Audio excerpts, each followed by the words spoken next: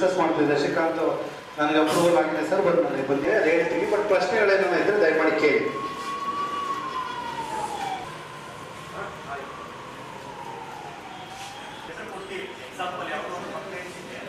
ಅಲ್ಲಿ 30 ಡೇಸ್ ಅಂತ 30 ದಿವಸ ಅಂತೇಳಿ ನಿಯಮ ಇದೆ. ಸೊ 30 ದಿವಸದವರೆಗೆ ನಾವು ವೇಟ್ ಮಾಡೋದು. ನೆಕ್ಸ್ಟ್ ನಾವು ಹೋದಾಗ ಸೇಮ್ ಅಗೇನ್ ಮಾಡ್ತೀವಿ ನಾವು ಫೈನ್ ತಗೊಂಡ್ರೆ ಅಂತ ಹೇಳ್ತಾರೆ. ಏನು ಮಾಡೋದು ನೋಡಿ, RTI ಯಾವ ಒಂದು ಕಂಪ್ಲೇಂಟ್ ಅನ್ನು ನೀವು ದಾಖಲಿಸ್ಬೋದು. ಅಂದ್ರೆ ನಿಮ್ಮ ಹತ್ರ ಒಂದು 50% ಎವಿಡೆನ್ಸ್ ಇದ್ರೆ ಕಂಪ್ಲೇಂಟ್ ಆಗ್ಬೋದು. ಈಗ ಇವತ್ತು ಎಕ್ಸಾಂಪಲ್ ನಾವು RDPR ಡಿಪಾರ್ಟ್ಮೆಂಟ್ ಅಲ್ಲಿ ಆನ್ಲೈನ್ ಸಿಗುತ್ತಲ್ಲ, ನರೇಗಾ ಯೋಜನೆಗಳೆಲ್ಲ ಆನ್ಲೈನ್ ಸಿಗುತ್ತೆ. ಓಕೆ, ಸರಿ ಅಂತ ನನಗೆಲ್ಲೂ ಅನಿಸಿಲ್ಲ. ಸೊ ಹಾಗಾಗಿ ನೀವು ನೈನಲ್ಲಿ ಎಲ್ಲವೂ ಕ್ರಮ ಜರುಗಿಸ್ಬೇಕು, ಇನ್ವೆಸ್ಟಿಗೇಷನ್ ಮಾಡಬೇಕು. ಇಲ್ಲ ನೀವು ತಪ್ಪು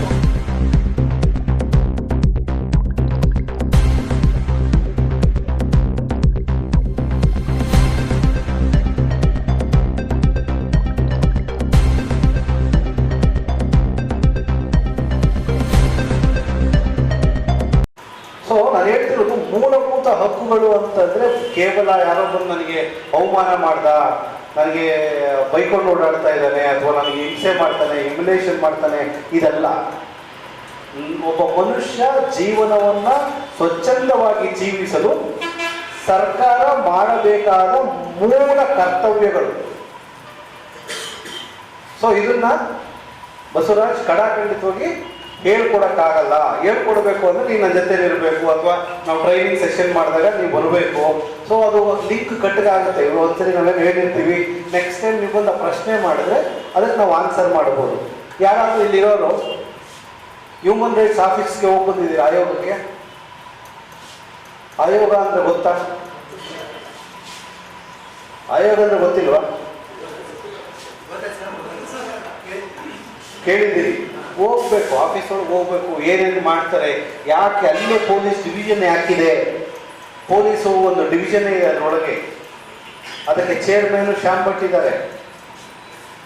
ಕಮಿಷನ್ಗೂ ಮತ್ತೆ ನಮ್ಮ ಸಂಸ್ಥೆಗೂ ಡಿಫ್ರೆನ್ಸ್ ಏನು? ಇದನ್ನ ನೀವು ಪ್ರಶ್ನೆ ಮಾಡಿದ್ರೆ ನಾನು ಹೆಂಗೆ ಆನ್ಸರ್ ಮಾಡಲಿ? ಕಲ್ತ್ಕೊಬೇಕು ಅಂದ್ರೆ ಬೇಸಿಕ್ ರೂಲು ಪ್ರಶ್ನಿಸಿ, ನನ್ನ ಪ್ರಶ್ನಿಸಿ, ಅವಾಗ ನಿಮ್ಮ ಸಂಸ್ಥೆ ಬೆಳೆಯುತ್ತೆ. ಏನ್ ಮಾಡ್ಬೇಕು ಸರ್? ಸಂಸ್ಥೆಗೆ ಬಂದು ಸರ್ ID ಕಾರ್ಡ್ ಹಾಕೊಂಡು ವಾಟ್ ನೆಕ್ಸ್ಟ್, ವಾಟ್ ನೆಕ್ಸ್ಟ್? ಸಮಸ್ಯೆ ಇದು. ವಾಟ್ ನೆಕ್ಸ್ಟ್ ಅನ್ನೋದೇ ನಮ್ಗೆ ಗೊತ್ತಿಲ್ಲ. ಕಾರ್ಡ್ ಹಾಕೊಂಡಿದ್ದೀವಿ, ಅರ್ಜಿ ಬರೆದು ಹಾಕ್ತಾ ಇದೀವಿ. ಎಷ್ಟು ಅರ್ಜಿ ಅಂತ ಹಾಕ್ತಿರ್ರಿ RTIನ? RTI ರಿಪ್ಲೈ ಕೊಟ್ಟಿಲ್ಲ, ಏನ್ ಮಾಡ್ತೀರಿ? ವಾಪಸ್ಸು ರಾಜ್ಯಾಧ್ಯಕ್ಷರು ಕೇಳಬೇಡಿ, ಬಂದು ಭೇಟಿ ಮಾಡುವಂತ ವ್ಯವಧಾನವೂ ಇರೋದಿಲ್ಲ. ಅಕ್ಕಪಕ್ಕದಲ್ಲಿರುವಂತಹ ಯಾವುದೋ ಒಬ್ಬ ನಾಯಕನ ಹೋಗಿ ಕೇಳೋಣ ಅನ್ನೋದಕ್ಕೆ ಈಗೂ ಅಡ್ಡ ಬರುತ್ತೆ. ನಾವು ಹೋರಾಟಗಾರರು, ಕಲಿತನೇ ಇರಬೇಕು ಎವ್ರಿ ಡೇ. ನೀವು ಯಾವತ್ತು ಕಲಿಯೋದನ್ನ ಸ್ಟಾಪ್ ಮಾಡ್ತೀರಿ, ಅವತ್ತು ವಿದ್ಯಾವಂತರು ಅಂತ ಅಂದ್ಕೊಂಡಿರೋರು, ಬ್ಯೂರೋಕ್ರಸಿಲಿರುವಂತಹವರು, IAS IPS ಟ್ರೈನಿಂಗ್ನ ಕೊಟ್ಟಿರುವಂತಹವರು ನಿಮ್ಮನ್ನ ಈಸಿಯಾಗಿ ಯಾಮರ್ಸ್ಬೋದು. ಒಬ್ಬ CEO ಜಡ್ಪಿ ಹತ್ರ ಹೋಗಿ ಮಾತಾಡೋದಕ್ಕೆ ಅವರು ಎಷ್ಟು ಓದಿದ್ದಾರೆ ಅದ್ರ ಈಕ್ವಲಿ ನೀವು ಓದಿರ್ಬೇಕು. ಅಲ್ಲ, ಓದಿದ್ಲೇನೋ ಮಾತಾಡ್ಬೋದು, ಮಾತಾಡೋಕ್ಕಾಗಲ್ಲ ಅಂತ ಅಂತಿಲ್ಲ. ಮಾತಾಡಿ ಗೆಲ್ಲಿ ನೀನೊಂದು ಆದೇಶ ಮಾಡಿಸ್ಕೊಂಡು ಬರ್ತೀಯಲ್ಲ, ಯಾವಾಗ ನನಗೆ ಪರಿಜ್ಞಾನ ಇದ್ದಾಗ. ಸೊ ನಾನು ಹೇಳ್ದಂಗೆ ರಾಯಚೂರಲ್ಲಿ ಇವತ್ತೇನು ಆಧಾರ್ ಎನ್ರೋಲ್ಮೆಂಟ್ ಆಗ್ತಾ ಇದೆ ಪ್ರತಿಯೊಬ್ಬ ಕೂಲಿ ಕಾರ್ಮಿಕರಿಗೆ, ಅದು ನಾವು ಮಾಡಿದ, ನಮ್ಮ ಸಂಸ್ಥೆ ಮಾಡಿದ ಒಂದು ಸಾಧನೆ.